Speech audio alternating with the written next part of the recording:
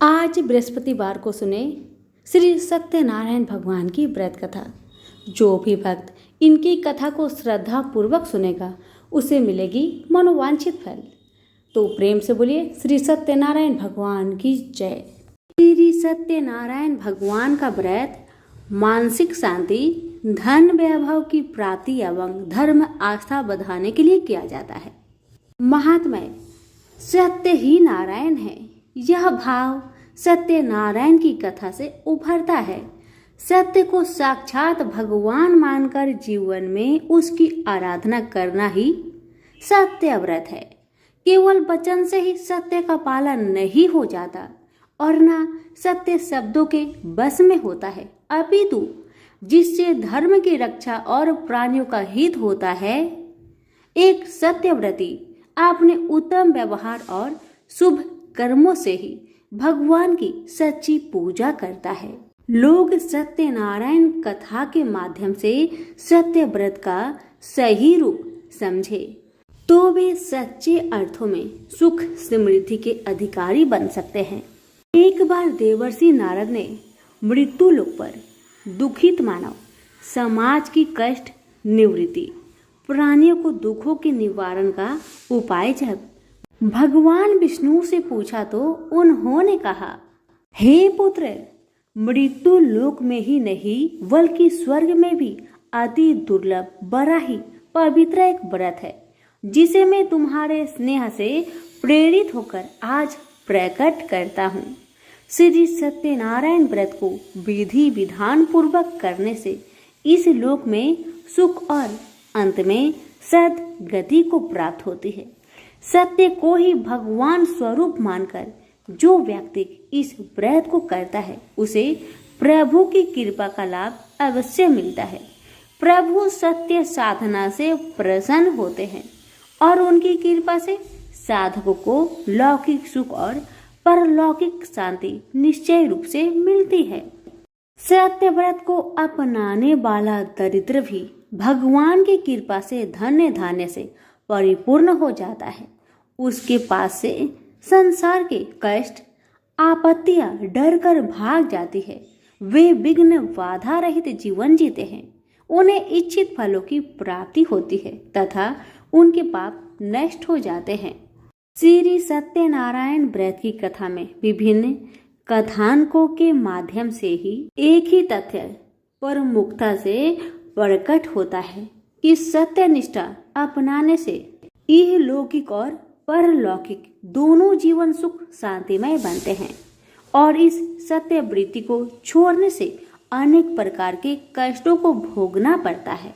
पूजन विधि विधान सामान्यतया यह व्रत संक्रांति, पूर्णिमा, अमावस्या, एकादशी में से किसी भी एक दिन सत्यदेव का पूजन करके कथा पाठ कर संपन्न किया जाता है, क्योंकि इन दिनों में किया गया व्रत विशेष फलदायी माना गया है। यूं तो किसी भी मंगल कार्य हेतु इसे कभी भी किया जा सकता है, लेकिन जिस दिन का संकल्प किया हो उसी दिन व्रत करना उचित है।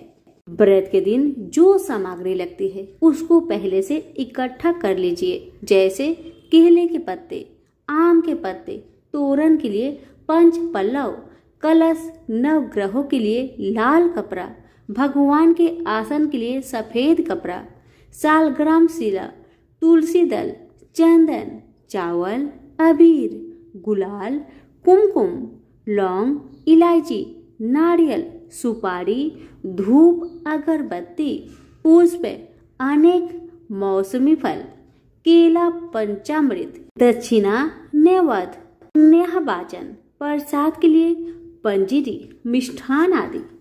इस दिन प्रातःकाल ब्रह्म मुहूर्त में उठकर नित्य कर्मों से निवृत्त होकर स्नान संध्या करने के उपरांत श्री सूर्य भगवान को प्रणाम कर चंदन, अक्षत, धूप, दीप आदि से सूर्य की पूजा करके उनसे प्रार्थना करे कि मैं अपने इष्ट सिद्धि, सब आपत्तियों के नाश, सब पापों को दूर करने, मनोरथ सिद्धि आदि के लिए श्री सत्यनारायण भगवान का व्रत का पूजन करना चाहता हूँ। अतः मैं सूर्य द्वारा सबको यथाशक्ति पत्र, पुष्प आदि श्रद्धा पूर्वक अर्पण करता हूँ, उसे स्वीकार कीजिए। फिर सभी ग्रहों को नमस्कार करके प्रार्थना करें। व्रती दिन भर निराहार रहकर भगवान विष्णु का ध्यान व गुणगान करें। गौरी गणेश वरुण आदि पांचों लोकपाल और नवग्रहों का षोडशोपचार से विधि से पूजन करें। फिर प्रार्थना और याचना करें कि वे सब उनको सिद्धि प्रदान करें। इसके पश्चात भगवान श्री सत्यनारायण का ध्यान करते हुए व्रत की कथा को श्रद्धा पूर्वक सुने। कथा के बाद उनकी आरती उतारे और भक्तों में प्रसाद का वितरण करें। प्रेम से बोलिए श्री सत्यनारायण भगवान की जय। अब सुनिए कथा। यह कथा श्री स्कंद पुराण के रेवा खंड से ली गई है। प्राचीन काल में किसी समय काशीपुरी में संतानंद नाम का एक निर्धन ब्राह्मण रहता था। वह भीख मांगकर अपना गुजारा करता था। उसकी इस दशा से दुखी होकर भगवान विष्णु ने एक बूढ़े ब्राह्मण का रूप धारण कर उसको सत्यनारायण व्रत का विस्तार विधि विधान बताया और अंतर ध्यान हो गए। संतानंद अपने मन में श्री सत्यनारायण व्रत का संकल्प कर लिया, जिसकी चिंता में वह रात भर सो न सका। जो ही सवेरा हुआ तो वह इस व्रत के अनुष्ठान के उद्देश्य से भिक्षा मांगने निकला। उसे उस दिन भिक्षा में बहुत धन्य धान्य मिला। संध्या के समय उसने घर पहुंचकर पूर्व श्रद्धा पूर्वक सत्यदेव का पूजन करके व्रत किया। व्रत के प्रभाव से वह कुछ ही दिनों में संपन्न हो गया। जब तक वह जीवित रहा उसने नियमित रूप से प्रति मास इस व्रत को पूजन सहित किया और कथा सुनी। मृत्यु होने पर उसे विष्णु लोक में स्थान मिला। ऋषियों के यह पूछने पर कि संतानंद के बाद इस व्रत को किसने किया, इसके उत्तर में सूत जी ने कहा, एक दिन जब संतानंद वैभववान होकर अपने बंधु बांधवों के साथ एकाग्रमन से कथा सुन रहा था, उसी समय वहां भूख प्यास से व्याकुल एक लकड़हारा आकर कथा सुनने बैठ गया। कथा के बाद उसने प्रसाद खाकर जल ग्रहण किया और संतानंद से जब इस व्रत का प्रयोजन पूछा तो उसने इसे मनोवांछित फल देने वाला बताया और अपनी पूर्व की कहानी बताई। उसके ऐश्वर्य प्राप्त करने की बात सुनकर उस लकड़हारे ने इस व्रत का विधि विधान जाना और इसके पूजन का निश्चय करके लकड़ी बेचने चल पड़ा। भगवत कृपा से उस दिन लकड़ियां दुगनी भाव में बिक गई। लकड़हारे ने उन पैसों से व्रत पूजन की सामग्री खरीद ली और घर आकर अपने भाई बंधुओं व पड़ोसियों सहित विधि पूर्वक श्री सत्यनारायण भगवान का व्रत रखकर पूजन किया तथा कथा भी सुनी। सत्यदेव की कृपा और व्रत के प्रभाव से वह लकड़हारा कुछ ही समय में धनवान बनकर इस लोक के सारे सुख को भोगने लगा। मरने के बाद उसे सत्यलोक में स्थान मिला। इसके पश्चात सूत जी ने एक और कथा का उल्लेख किया जो इस प्रकार है। प्राचीन काल में उल्कामुख नामक एक राजा था जो बड़ा ही सत्यवादी और संयमी था। उनकी रानी भी धर्मनिष्ठ थी। एक दिन वे दोनों भद्रशिल नदी के तट पर श्री सत्यनारायण की कथा सुन रहे थे कि वहां एक वैश्य आ पहुंचा। अपनी रत्नों से भरी नौका को किनारे पर बांधकर वह भी पूजा में सम्मिलित हो गए। वहां का चमत्कार देखने उस वैश्य ने राजा से जिज्ञासावश पूछा कि यह कौन सा पूजन है। तब राजा ने बताया कि हम अतुल तेजवान भगवान विष्णु का पूजन कर रहे हैं, जिसके करने और व्रत धारण करने से मनोवांछित फल मिलता है। व्रत की महिमा सुनकर वह वैश्य अपने घर लौट गया। घर पहुंचकर इस सारे वृत्तांत को उसने अपनी पत्नी को बताया। उसने यह संकल्प भी लिया कि जब मेरे घर संतान होगी तब मैं इस व्रत को करूंगा। सत्यनारायण भगवान की कृपा से उसकी पत्नी गर्भवती हुई और 10 माह में उसने एक कन्या को जन्म दिया। चंद्र कलाओं की भांति दिन प्रतिदिन बढ़ने वाली इस कन्या का नाम कलावती रखा गया। वैश्य की स्त्री लीलावती ने उसे इस व्रत के संकल्प का स्मरण करवाया तो उसने कन्या के विवाह के समय व्रत करने को कहा। फिर वह अपने काम धंधों में व्यस्त हो गया। जब कलावती का विवाह हो गया तो लीलावती ने फिर से पति को स्मरण कराया। वैश्य अपने दामाद के साथ समुद्र पार व्यापार करने के लिए बिना व्रत किए चला गया। इस कारण सत्यनारायण उस पर अप्रसन्न हो गए। इस स्थान पर वैश्य अपने दामाद को लेकर व्यापार करने गया था। उस रत्नासरपुर नगर के राजा चंद्रकेतु के राज्य में चोरी हो गई। जब राजा के सिपाहियों ने चोरों का पीछा किया तो वे चोरी किया हुआ धन रत्न आदि पकड़े जाने के डर से भागते भागते वैश्य के डोरे में फेंक गए। जब राजा के सैनिक उसके डोरे में खोजते हुए पहुंचे तो राजा का धन वहां मिल गया। इस पर दोनों वैश्य को चोर समझकर सिपाही उन्हें पकड़कर ले गए और उन्हें कारागार में डाल दिया। राजा ने वैश्य का सारा धन जब्त कर राजकोष में रख दिया। इधर लीलावती और कलावती भी भगवान सत्यनारायण के कोप के कारण बुरे दिन देखने लगी। तब उन्हें अपनी गलती का स्मरण हो आया। उन्होंने अपने पति के संकल्प को पूरा न करने पर भगवान सत्यनारायण से क्षमा मांगकर व्रत पूरे विधान से किया तो वे प्रसन्न हुए और राजा चंद्रकेतु को स्वप्न में दर्शन देकर कहा कि सवेरे होते ही वह कारागार में बंदी दोनों वैश्य को उनका धन लौटा दे। राजा ने वैसा ही किया जैसा आदेश भगवान ने उसे दिया था। वैश्य और उसका दामाद दोनों प्रसन्नता पूर्वक अपना धन नौकाओं में भरकर घर की ओर लौट पड़े। इसी बीच श्री सत्यनारायण ने उनकी परीक्षा लेने के लिए एक वृद्ध का रूप धारण किया और उनके निकट पहुंचकर उनसे पूछा कि तुम्हारी नौका में क्या भरा है। इस पर वे हंसकर बोले, कुछ नहीं, घास फूस और फूल पत्ते हैं। महाराज ने तथास्तु कहकर वह वृद्धा वहां से चल दिया। अपनी नौका को हल्की जानकर उन्होंने देखा कि बहुमूल्य चीजें के स्थान पर नौका में घास फूस और पत्र पुष्प ही भरा था। दामाद और वैश्य समझ गए कि उनके झूठ बोलने का ही यह परिणाम हुआ है। बस फिर क्या था, वे दोनों उस वृद्ध के पैर पकड़कर माफी मांगने लगे। करुणा कर भगवान ने द्रवित होकर फिर से उन्हें वरदान दिया और अंतर ध्यान हो गए। वैश्य की नौका फिर से धन से परिपूर्ण हो गई। तब उन्होंने वहीं ठहरकर भगवान का व्रत किया, कथा सुनी और तत्पश्चात घर की ओर चल पड़े। लीलावती को अपने पति के वापस लौटने का समाचार मिला तो उसने श्री सत्यनारायण की कथा सुनते हुए अपनी पुत्री कलावती को उसके स्वागत के लिए कहा।